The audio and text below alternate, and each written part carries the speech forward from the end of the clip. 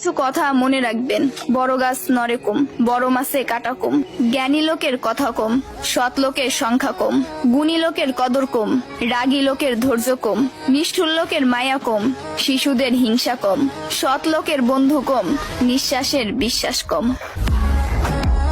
টাকার গরম, ক্ষমতার দাপট, সম্পত্তির অহংকার, রূপের বড়াই, এগুলা রাখবে কই? আমার জানা মতে কাফনের তো কোনো পকেট হয় না। একদিন আফসোস করবেন, জীবন শেষ হয়ে গেল কিন্তু কোনো নেক কাজ করা হলো না। আজ শরীরে শক্তি আছে কিন্তু ইবাদত করার ইচ্ছা নাই। এমন একদিন আসবে সামনে, ইবাদত করার ইচ্ছা হবে কিন্তু শরীরে কোনো শক্তি থাকবে না, একটা সেজদা দেওয়ার ক্ষমতা থাকবে না। এখনো সময় আছে, তওবা করে ফিরে আসুন।